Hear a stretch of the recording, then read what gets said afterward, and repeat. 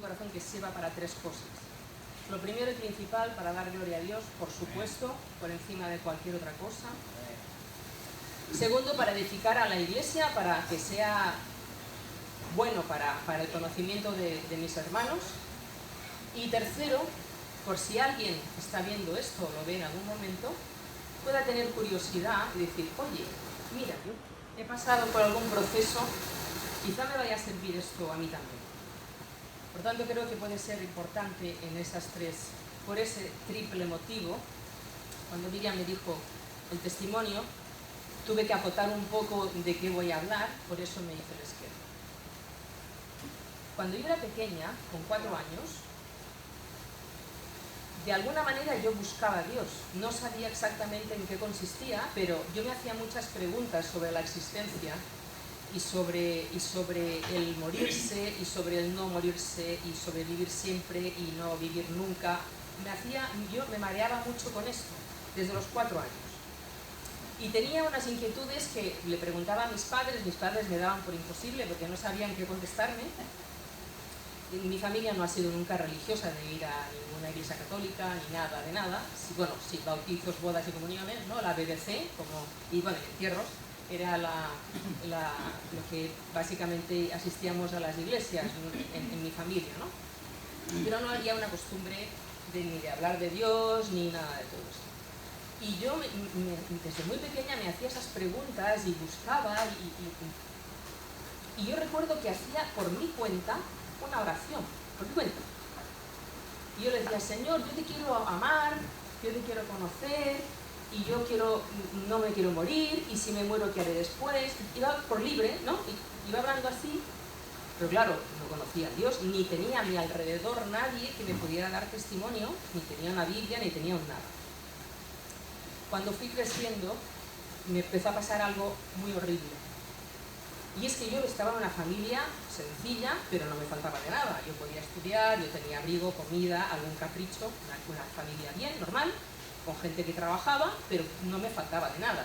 Es decir, yo no tenía ningún problema grave en mi vida real, donde decir, pobrecita, se droga, es huérfana, sus padres deben. No había nada, aparentemente, que a mí me pudiera hacer infeliz. Pero sí era muy infeliz porque tenía pánico a la muerte. Pánico. Tenía pánico, pero no por morirme propiamente, sino por qué pasaba después. No podía concebir que después se acabara todo. Pero tampoco podía dar una explicación razonable ni racional de si podía haber algo más después. Y así me pasé muchos años, con mucho sufrimiento. Estaba a lo mejor divirtiéndome supuestamente, tomando un café con los compañeros de la facultad, y me venían esos pensamientos y me hacían pasarlo tan mal, porque en medio de lo que supuestamente se podía estar divirtiendo uno, me estaba pasando mal. Así, bueno, fui pasando el tiempo, aprobé una oposición, yo vivía en Barcelona, yo soy de allí, y la oposición de la que yo aprobé, pues me mandó para acá, para Cartagena. Y yo, bueno, tomé posesión de mi plaza, he estado ejerciendo este trabajo durante 30 años y bien. Entonces conocí al que luego fue mi marido aquí y yo me fui poco a poco. El tema el miedo a la muerte estaba, pero se fue difuminando un poco cuando nacieron mis 2 hijos. Quedó como un poco relegado, pero estaba. Yo me iba en avión donde fuera, pero tenía un miedo horrible cuando me montaba el avión, no del avión, el avión no me hace daño, que se caiga y me muera. Era eso lo que tenía. Con el tiempo, bueno, circunstancias personales me llevaron a separarme y entonces pasaron cosas gordas en mi vida personal. No es necesario repetirlas porque todos hemos pasado por muchas cosas y muchas circunstancias y no es necesario explicar ni más ni menos. Entonces, a raíz de esa separación y de mis circunstancias personales, se me notaba, perdí mucho peso, en mi cara se notaba. La gente de alrededor notaba mi sufrimiento. De tal manera que un día viene a mi despacho una persona para un tema profesional, me hace la consulta, me explica, me dice, y cuando termina me dice: está sufriendo mucho, ¿verdad? Me quedé un poco... Perdón, días antes, perdón, importantísimo. Días antes, Jeremías 33:3. Clamé a Dios y Él, días después, trajo a esa persona a mi despacho. Clama a Dios y yo te responderé. Literalmente, clamé a Dios desgarrada, y una semana como mucho más tarde viene una persona a mi despacho con un problema de ella para que yo intentara arreglárselo, y cuando termina de planteármelo me dice: está sufriendo mucho, ¿verdad? Digo: sí. Claro, ¿cómo lo voy a ocultar si se me reflejaba en la cara? Dice: pues sepas que Jesús te ama.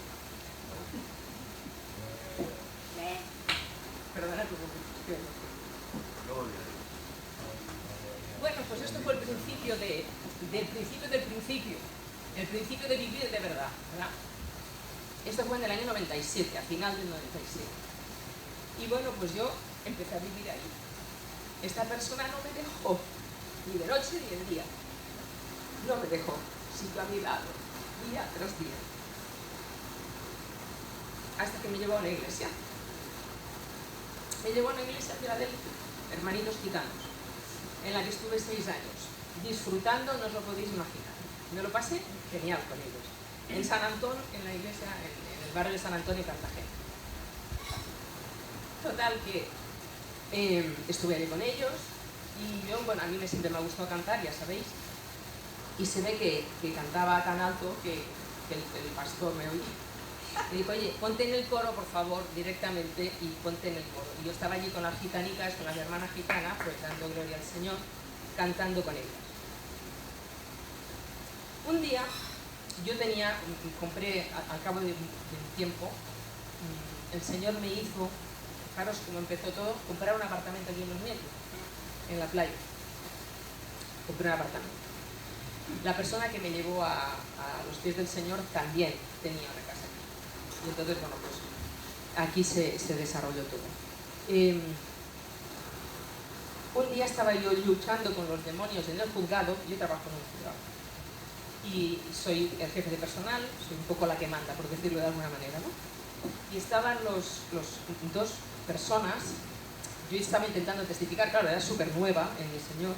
Yo estaba intentando, ellos me preguntaban, vieron el cambio en mí, me preguntaban, y entonces me estaban comiendo los demonios, evidentemente, porque yo no tenía suficiente formación ni suficiente experiencia para combatir. Y entonces había un señor que venía, que en ese tiempo que no se notificaban las cosas como ahora tan modernas por leyes y todo esto, venía la gente a notificarse, venían representantes de despachos de abogados, de procuradores, y venían representantes sindicales, porque yo estoy en un juzgado donde se tocan temas laborales, ¿vale? Venían gente de sindicato a notificarse las resoluciones y se llevaban las notificaciones. Y entonces hay un señor que yo lo veía siempre por allí, que venía con un sindicato, y de repente se pone a defender de mi lado, a combatir, y les dio una paliza porque él era evangélico hacía muchos años. Y entonces este hombre estuvo también ayudándome, colaborando conmigo, cuando venía al juzgado, estaba un ratito conmigo y me enseñó muchas cosas de la Biblia, en fin. Esta persona también fue muy importante en mi desarrollo. Un día, estando aquí en Los Nietos, que es lo que iba a explicar, traigo el reloj porque existe el reloj todavía.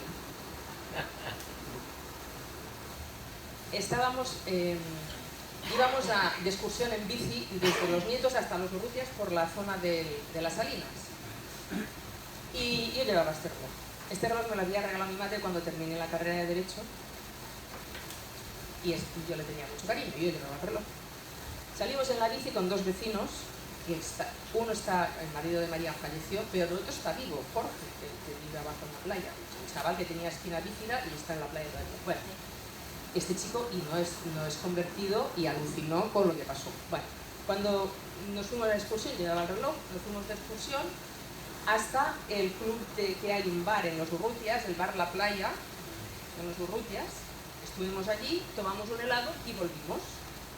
Cuando aparcamos la bici, miro el reloj y el cristal estaba partido por 3 partes. Luego lo veis, 3 partes, como un queso, como un quesito, así.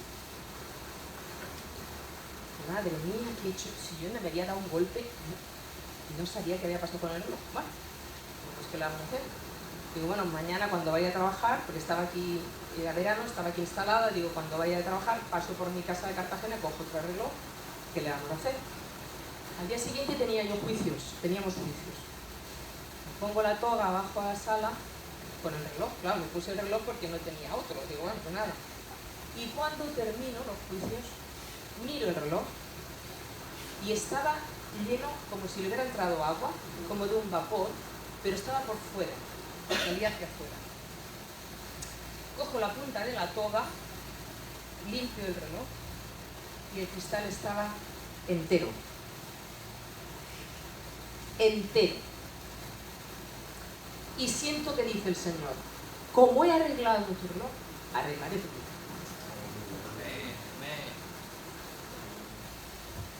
Volví a la playa, les enseñé el reloj a Manolo y a Jorge, no se lo podían creer.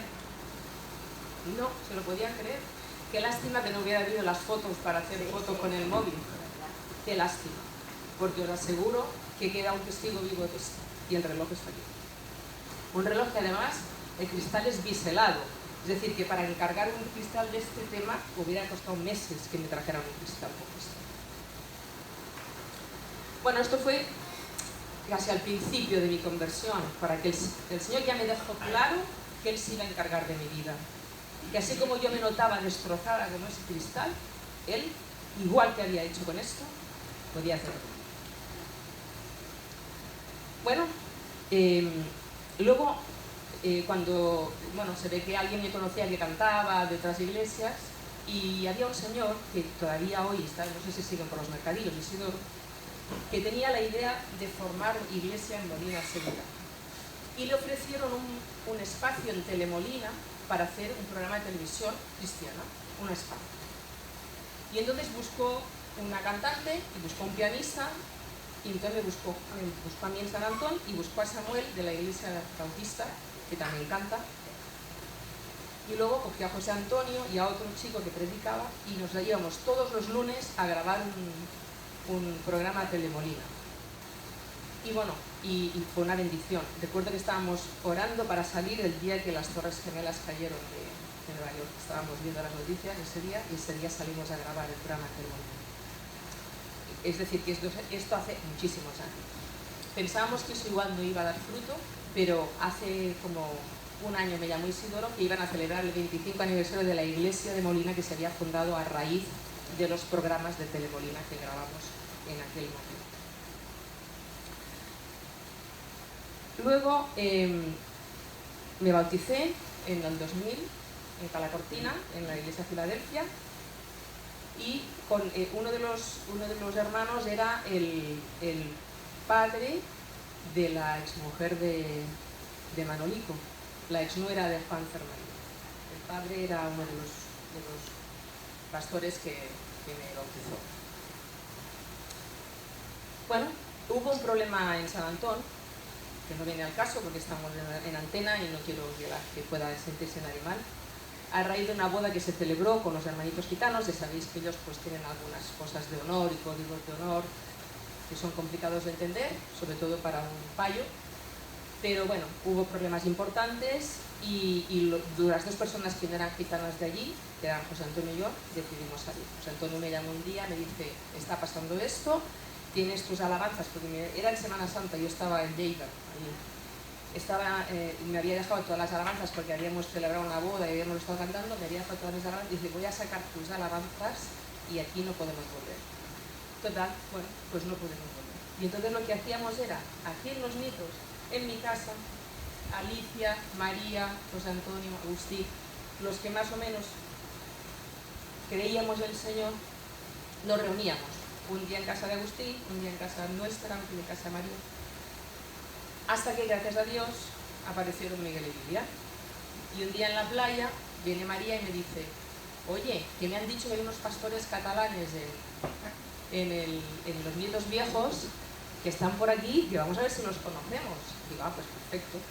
En esto que un día estaba dentro del agua, estaba en el agua, y me llama María, sal, sal, y yo reconozco que me mosqué, digo, me estoy bañando, oye, menos mal que salí, porque es que estaban ellos esperando a conocerme, ¿no? Y entonces salgo del agua, y estaba Miguel y Vivian en la orilla, y ya nos presentamos, y bueno, ya surgió lo que es esta iglesia, a raíz de todo esto. Bueno, después de este rollo que os acabo de explicar, No hay ningún rollo, ¿no? ¿no? Bueno. Es un testimonio de vida. Bueno, tengo que deciros que el menor de mis hijos, estando aquí en la iglesia en el 2008, tuvo un problema de salud que nos pensábamos que iba a ser muy grave.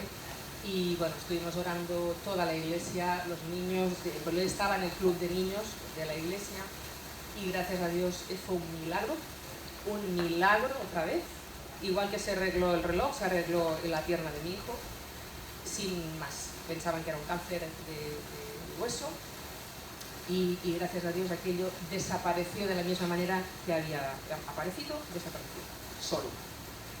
Bueno, se le tuvo que hacer una biopsia y todo el día, pero la masa esa que había aparecido por allí, eso desapareció.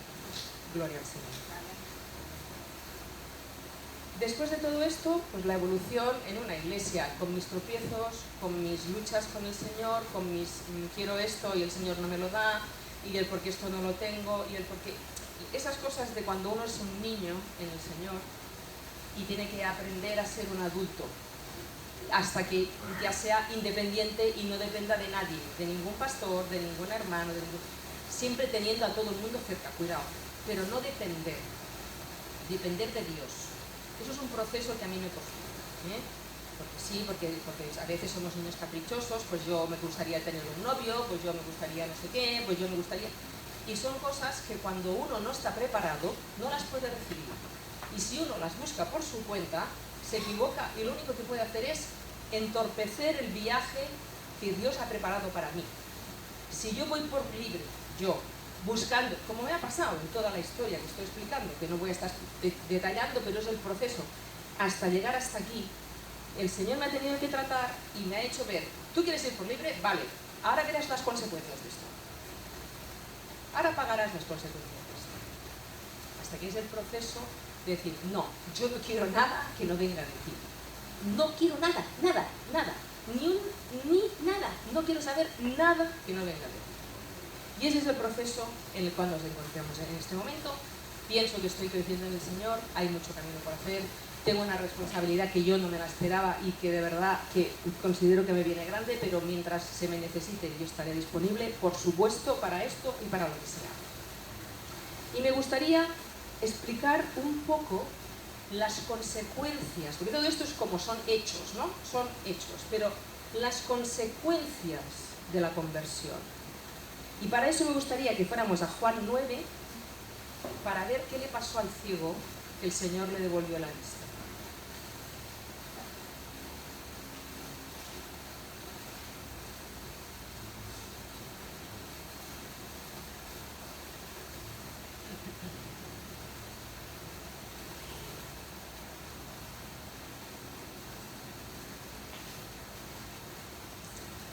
Entonces dice...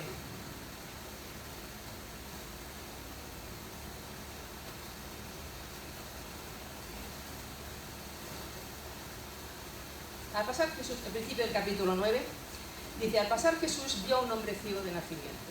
Y le preguntaron sus discípulos, diciendo, Rabí, ¿quién pecó, este o sus padres, para que haya nacido ciego? Respondió Jesús, no es que pecó este ni sus padres, sino para que las obras de Dios se manifiesten en él. Tened en cuenta esto, para que las obras de Dios se manifiesten en cada uno de los que estamos aquí, como testimonio vivo de él, Me es necesario hacer las obras del que me envió, entre tanto que el día dura, la noche viene, cuando nadie puede trabajar. Entre tanto que yo estoy en el mundo, soy la luz del mundo. Dicho esto, escupió en tierra e hizo todo con la saliva y un lodo con la saliva y untó con el lodo los ojos del ciego. Y le dijo, ve a lavarte en el estanque de Siloé. Fue entonces y se lavó y regresó viendo. Entonces, ahora viene lo bueno, los vecinos y los que antes le habían visto que era ciego, decían, ¿no es este el que se sentaba y mendigaba? Unos decían, él es, y otros, a él se parece. Él decía, yo soy.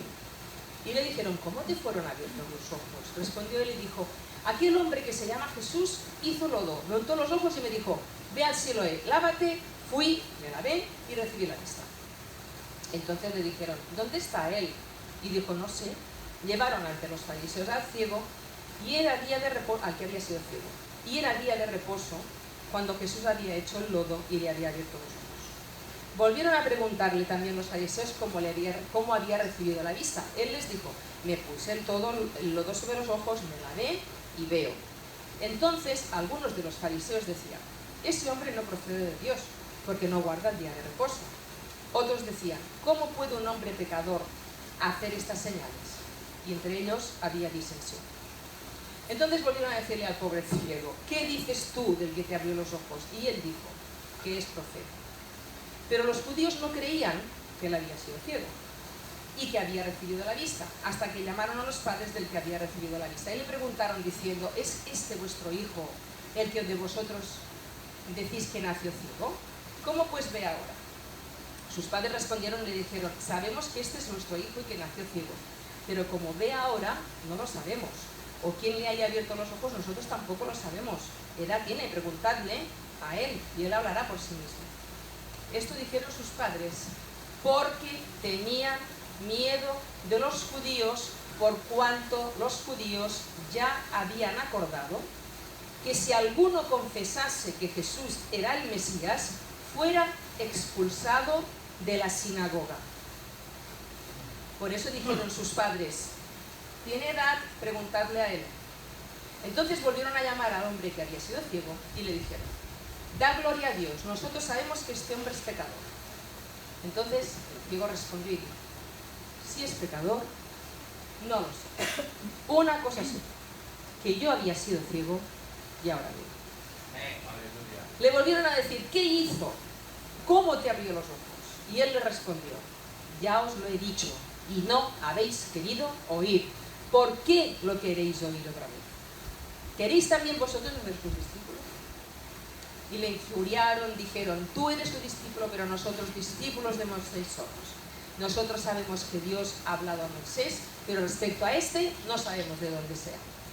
Y entonces dice, respondió el hombre y les dijo, pues eso es lo maravilloso, que vosotros no sepáis de dónde sea, y a mí me abrió los ojos. Y sabemos que Dios no oye a los pecadores, pero si alguno es temeroso de Dios y hace su voluntad, a este oye.